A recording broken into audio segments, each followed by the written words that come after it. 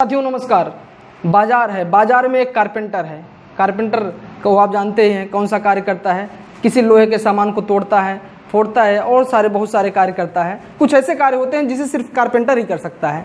कुछ लुटेरे या बदमाश जो है उसकी दुकान पर पहुंचते हैं, उसकी कनपटी पर बंदूक लगाते हैं और कहते हैं कि भाई अभी मेरे साथ चलो, एक जगह का ताला तोड़ना है। वह कारपेंटर जान रहा है कि जो है यह अवैध कार्य है, जो मैं कार्य करने चल रहा हूँ यह अपराध है, लेकिन अपनी जान को उसको परवाह है। उसे इस बात का डर है कि कनपटी पर बंदूक लगी हुई है, अगर इसके साथ नहीं जाते हैं तो अभी मुझे मार दिया जाएगा। अपनी जान की परवाह करते हुए साथ में चल देता है और एक दुकान के पास पहुंचते हैं और उस दुकान का ताला तोड़ने के लिए कहा जाता है गन पॉइंट पर। और वह व्यक्ति, वह कारपेंटर ऐसा करने के लिए मजबूर है। वह ताला तोड़ देता है और लुटेरे घुस करके खूब लूटपाट करते हैं। लूटपाट तो जो है उन लुटेरों ने किया, लेकिन क्या इस कारपेंटर की भी कोई गलती है? नहीं, बिल्कुल नहीं है। भारतीय दंड संहिता 1860 की धारा 94 के बारे में प्रावधान करती है कि अगर कोई व्यक्ति किसी की धमकी के प्रभाव में आ जाता है जहां पर उसकी जान को खतरा है, तो ऐसा करने पर वह अपराध नहीं माना जाता है। लेकिन जान को खतरा होना चाहिए, इसके परिभाषा पर हम चलते हैं, इसके डिफिनेशन पर चलते हैं कि आईपीसी की धारा 94 क्या कहती है। किसी मर्डर को छोड़ करके, किसी व्यक्ति का मर्डर करने के लिए कहा जाए तो उसको छोड़ दिया जाए, तो अगर जान को खतरा है आपका, तो निश्चित रूप से यह जो है सामान्य अपराध के अंतर्गत आता है, अर्थात यह अपराध नहीं माना जाता है। उदाहरण से हम समझते हैं, एक और उदाहरण लेते हैं। ए और बी दो मित्र हैं। ए बी से कहता है कि भैया जाओ सी के घर में चले जाओ, वहाँ पर एक डॉक्यूमेंट रखा गया, उस डॉक्यूमेंट को उठा लाओ। वो कहते हैं नहीं भैया हम नहीं जाएंगे। क्यों हम जाएं, ऐसा क्यों करें? लेकिन बी को जो है एक थ्रेट मिलती है कि उसकी कनपटी पर जो है बंदूक लगाई जाती है कि भैया जाओ अभी तुरंत, नहीं तो तुरंत मार दिया जाएगा। बी बेचारा जाता है, इसी के घर से डॉक्यूमेंट उठा करके ले आता है, ए को दे देता है। तो बी यहाँ पर दोषी नहीं, क्योंकि उसकी जान को खतरा था, इसलिए अपनी जान को बचाने के लिए उसने सी के घर में घुस करके वो डॉक्यूमेंट ले आया और ए के हवाले कर दिया। लेकिन एक दूसरा इलिस्ट्रेशन हम समझते हैं, एक दूसरा उदाहरण हम समझते हैं कि ए ने बी से कहा कि हम तुमको छड़ी से मारेंगे और जाओ अभी तुरंत जो है सी के घर से डॉक्यूमेंट ले आओ। पहले तो उसने गन पॉइंट पर लिया, कहा कि तुम्हारी जान को खतरा है।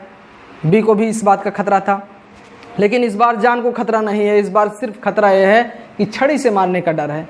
तो क्या बी जो है जाकर के जो है अगर डॉक्यूमेंट लाता है तो क्या उसने अपराध किया है? बेशक उसने अपराध किया है। यह जो है इसके जनरल एक्सेप्शन में नहीं आता है या सामान्य अपराध की धारा में नहीं आता है, क्योंकि जो है यहाँ पर जान का खतरा कंपलसरी है, छड़ी से मारने का खतरा जो है बिल्कुल भी नहीं है, इसलिए उसे उसका पूरा लाभ बिल्कुल नहीं मिलेगा।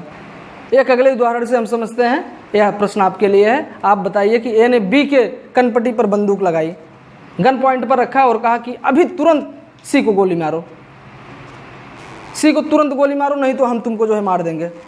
अब बी बेचारा क्या करे, वह सी को जो है गोली मार देता है अपनी जान बचाने के लिए। अब आपको यह बताना है कि वास्तव में बी ने कोई अपराध किया है कि नहीं, जनरल इंस्पेक्शन के अंदर उसको 94 का लाभ मिलेगा कि नहीं मिलेगा, आपको बताना है।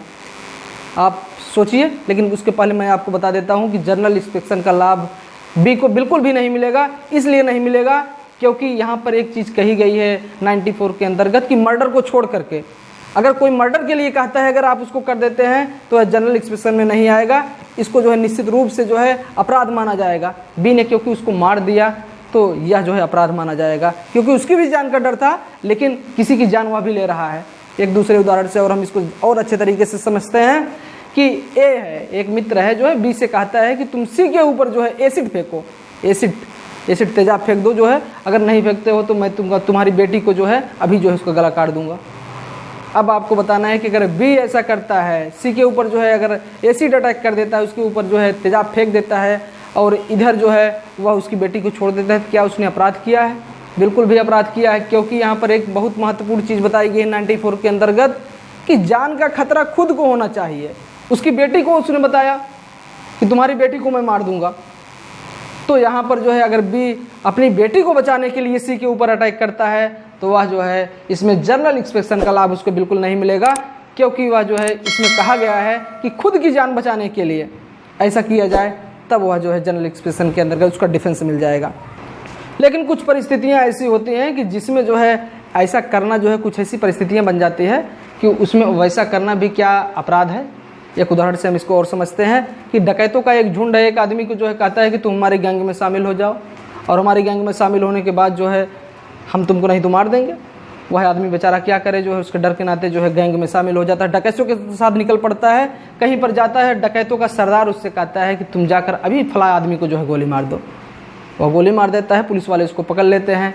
उससे कहा जाता है कि तुमने यह अपराध क्यों किया, तो वह बताता है कि भैया हमको तो डर लग रहा था, जो है डकैत जो है हमको मार देते, इसलिए डकैत बोले कि भैया क्यों जो है आप जो है डकैतों के गिरोह में शामिल हुए, आप भी तो डकैत हो गए। उसने कहा मैं शामिल नहीं हो रहा था, मुझे जबरन शामिल कराया गया, मुझे कनपट्टी पर बंदूक लगाई गई, उसके बाद जब मैं उनके गैंग में शामिल हो गया तो मुझे कहा गया कि इनको मार दो, तो मैंने मार दिया, तो मेरा क्या अपराध है।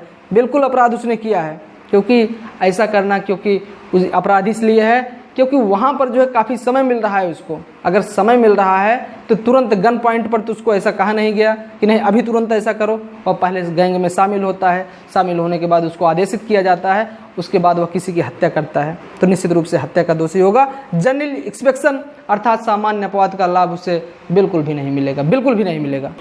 अब हम अगली धारा में चलते हैं, आईपीसी की धारा 95 की तरफ चलते हैं। साथियों मुझे बहुत मज़ा आ रहा है, अगर 95 अगर ना होता तो क्या होता, ये आईपीसी की धारा 95 अगर ना होता तो आप सोच सकते हैं कि आखिर क्या होता इस समाज में। छोटी छोटी बातों पर जो है लोग एफआईआर करते हैं, अर्थात यहाँ पर यह बताया गया है कि कोई भी ऐसा अपराध जो बहुत मामूली किस्म का है उसे अपराध की श्रेणी में नहीं माना गया है। उदाहरण के लिए कोई व्यक्ति किसी का 5 रुपये चुरा ले, क्या अपराध है?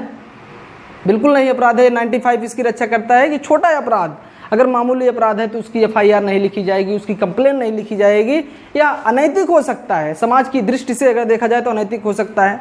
आप रास्ते में चल रहे हैं, भीड़ भाड़ा का इलाका है, या मेले में जा रहे हैं, मेले में किसी का पैर दूसरे के आदमी के जो है पैर से जो है दब जाता है, उसको कष्ट होता है, या कोई धक्का मार देता है, गलती से मार देता है, तो क्या वो आदमी एफआईआर कराने चला जाएगा? भैया हमको जो है इन्होंने धक्का मार दिया, हमारे पैर पे जो इन्होंने पैर रख दिया, हमारा पैर कुचल उठा। कभी आपने इस तरीके का मामला सुना है?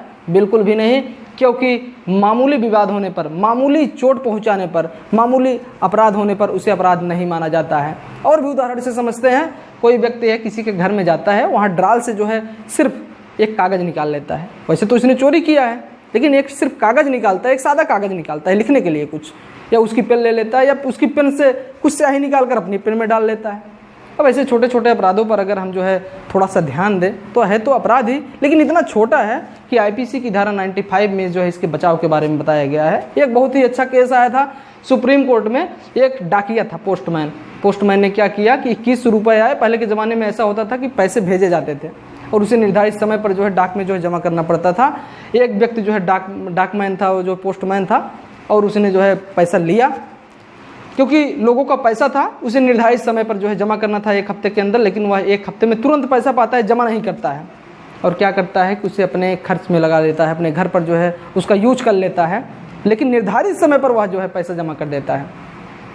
1 हफ्ते का समय होता है, लेकिन 1 हफ्ते में वो अपनी उस पैसे को जो है गोल गोल घुमा देता है, घर पर जो है उसका यूज कर लेता है, और 1 हफ्ते के बाद उसे जमा करता है। जमा करते समय किसी व्यक्ति को इसकी भनक लग जाती है कि यह पैसा तो जो है अपने घर पर लगा देता है, तो उसने इसके सापेक्ष में जो है एक केस फाइल किया। जो है सुप्रीम कोर्ट का बहुत ही अच्छा ऑर्डर आया था। सुप्रीम कोर्ट ने उसमें कहा था कि यह भी मामूली अपराध है जो है, और 95 के अंदर इसका डिफेंस जो है इसको जो है मिलेगा, क्योंकि उसने निर्धारित समय पर वह पैसा जमा कर दिया। उसने अपराध जरूर किया, किसी का पैसा लेकर के उसने गोल गोल घुमाया, उसको अपने यूज में लिया, लेकिन फिर भी उसने अपने निर्धारित समय पर उसको जमा किया, इसलिए यह अपराध बिल्कुल भी नहीं माना जाएगा। 95 इसका जो है डिफेंस करती है। 95 यह बताती है कि मामूली अपराध नहीं होता है।